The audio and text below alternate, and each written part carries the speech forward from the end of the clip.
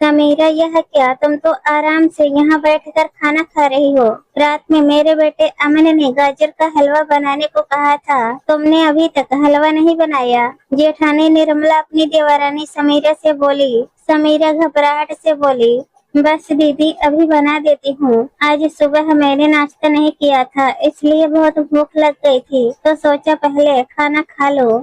निर्मला ने तुरंत समीरा के आगे पड़ी खाने की थाली छीन ली और बोली, पहले मेरे बेटे के लिए गाजर का हलवा बनाओ, बाद में खाना खा लेना। वैसे भी तुम दोनों माँ बेटी बस मुफ्त की रोटियां तोड़ती हो, काम तो कुछ होता नहीं है तुम लोगों से। यह सुनकर समीरा की आंखों में आंसू आ गए। पति के गुजरने के बाद एक दिन भी ऐसा नहीं बीता जब जेठानी ने कोई ताना न मारा हो। पति के दुनिया से चले जाने के बाद समीरा इस घर की बस नौकरानी बनकर रह गई थी। ऊपर से जेठ आरव की गंदी नजरें हर वक्त उसे घूरती रहती। एक आध दो बार तो आरव ने उसका हाथ पकड़ने या कभी उसका रास्ता रोकने की कोशिश भी की है, जिसका समीरा ने दृढ़ता से सामना किया ताकि फिर कभी वह ऐसी हरकत करने की कोशिश न करे। मगर आरव की गंदी नजरों का सामना उसे अब भी करना पड़ रहा था, जिस वजह से वह हर वक्त डरी सहमी सी रहती। निर्मला का व्यवहार देख चुपचाप उठकर गाजर का हलवा बनाने लगी। थोड़ी देर में अमन स्कूल से आ गया। निर्मला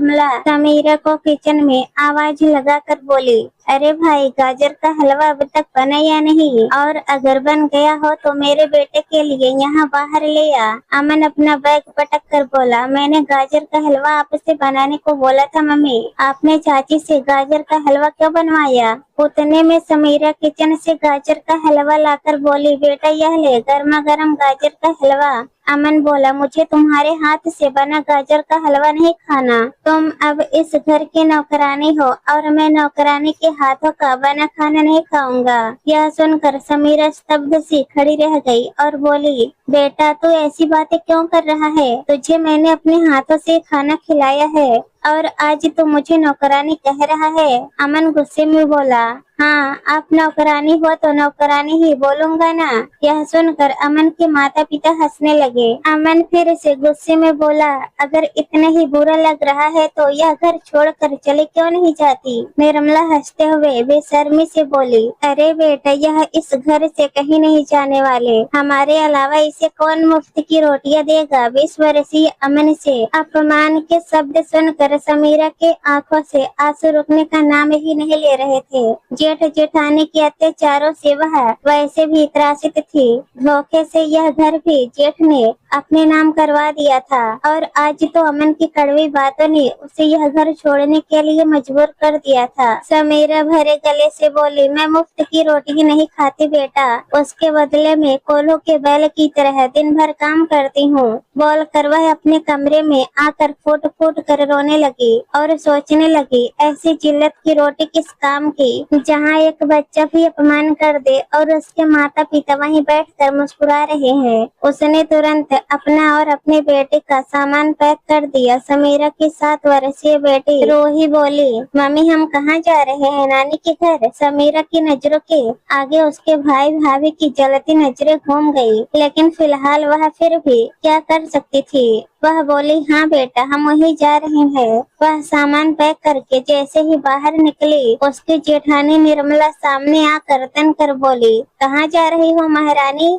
मेरे बेटे की बातों का बुरा लग गया क्या? अगर घर छोड़कर जा रही हो तो सुन लो, मैं वापस तुम्हें इस घर में कभी आने नहीं दूंगी और नौकरानी ही सही, कम से कम यहाँ तुम्हें 2 वक्त का खाना तो मिल जाता है, सर छुपाने की जगह है और दुनिया की गंदी नजरों से सुरक्षित हो, तुम समझी? और तुम्हें क्या चाहिए? आज समीरा से रहा नहीं गया। वह बोली, आपने मुझे 2 वक्त की रोटी के लिए नौकरानी बनाया और आपके पति की गंदी नजरों ने मुझे इस घर में भी शांति ना दी। यह कहकर वह तीर की तरह दरवाजे से निकल गई। यह सुनकर निर्मला स्तब्ध से पति आरव को देखती रह गई। बाद में दोनों पति पत्नी में भयंकर झगड़ा हुआ, मगर आरव यह बात मानने को तैयार ही नहीं था।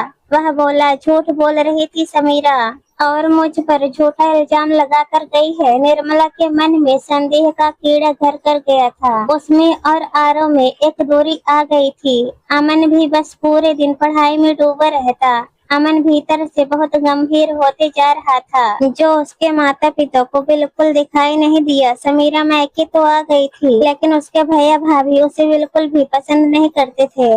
समीरा ने गांव आकर काम ढूंढना शुरू कर दिया। गांव के मुखिया भले आदमी थे, उन्होंने समीरा को आंगनबाड़ी में काम दे दिया। समीरा घर में पैसे लाने लगी थी, इसलिए उसके भैया भाभी भी उसे कुछ बोलते नहीं थे। हाँ, अक्सर उसकी भाभी समीरा की पूरी तनख्वाह से घर खर्च निकाल लेती थी, मगर यहाँ समीरा किसी की नौकरानी नहीं थी। उल्टा घर खर्च उसी की तनख्वाह से चलता था। खाने पीने में भी कोई कटौती नहीं होती थी, और उसकी माँ तो थी ही उसका साथ देने के लिए। धीरे धीरे समय बीतता गया। लगभग 5 साल बीत गए। एक रोज दरवाजे के बाहर एक कार आकर रुकी, जिसमें से एक नौजवान उतरा और बाहर खड़ी रूही के सिर पर हाथ फेर कर बोला, रूही मम्मी कहाँ है? रूही बोली, आप कौन? वह नौजवान घुटनों के बल बैठ गया और बोला, जाओ पहले मम्मी को बुला लो, फिर बताता हूँ मैं कौन हूँ। उतने में समीरा बाहर आई और उसे देखकर चकित होकर बोली, अमन तुम यहाँ क्यों आए हो? अमन बोला, चाची मैं आपको और रूही को लेने आया हूँ। समीरा बोली, अब क्यों लेने आए हो मुझे? तुम ही ने तो मुझे नौकरानी कहकर मेरे हाथों से बना गाजर का हलवा खाने से मना कर दिया था, याद है? अमन की आंखें आंसुओं से भर उठी और वह बोला, चाची जब मैं दिन रात आपको घर में नौकरानी की तरह काम करते देखता था तो मुझे अच्छा नहीं लगता था। उस दिन मैंने गुस्से में इसलिए कहा था कि कम से कम मेरी वजह से माँ आपको परेशान न करे, मगर मुझे नहीं पता था कि आपको इतना बुरा लग जाएगा कि आप वह घर छोड़ दोगी। उस दिन मैंने यह सोच लिया था कि जिस दिन मैं बड़ा हो जाऊंगा, सबसे पहले आपके दुख दूर करूंगा, आपको आपका अधिकार दिलाऊंगा। फिलहाल तो घर पापा के नाम पर है, उसका मैं कुछ नहीं कर सकता, मगर मैं अपनी कमाई से आपको सुख भरी जिंदगी जरूर दे सकता हूँ। यह सुनकर समीरा की आंखें भर आई और वह बोली, मुझे कुछ नहीं चाहिए बेटा, तेरी बातों से घायल होकर ही तो मैं आज आत्मसम्मान की जिंदगी जी रही हूँ। आज मेरे पास किसी चीज की कमी नहीं है। आज मैं अपनी बेटी को भी अच्छे से पढ़ा रही हूँ। मैं आत्मनिर्भर बनकर अपनी जिंदगी खुद के दम पर जी रही हूँ। मुझे कुछ नहीं चाहिए बेटा। लेकिन अमन नहीं माना और बोला, मैंने खुद की कमाई से आपके लिए एक फ्लैट लेने का निर्णय किया है और वह फ्लैट आपके नाम पर ही रहेगा और आप इनकार नहीं कर सकती। हम जिस घर में रहते हैं उसमें आपका भी हिस्सा था, मगर पापा ने धोखेबाजी करके वह घर अपने नाम कर लिया, इसलिए मैं आपके लिए एक फ्लैट लेना चाहता हूँ जो सिर्फ आपका होगा। समीरा इनकार करती रही, मगर अमन नहीं माना और समीरा को अपने साथ लेकर गया और वहाँ शहर में एक फ्लैट दिखाया और कहने लगा, आगे चलकर पापा के नाम वाला फ्लैट मेरा हो जाएगा, मगर तब तक बहुत देर हो जाएगी, इसलिए मैं आपको आपका अधिकार अभी से देना चाहता हूँ। चाची सबसे बड़ा धन परिवार है, जो मुझे मेरे माता पिता से ज्यादा आप में नजर आता था, और वह भी बचपन से। समीरा की आंखें बार बार भर जाती।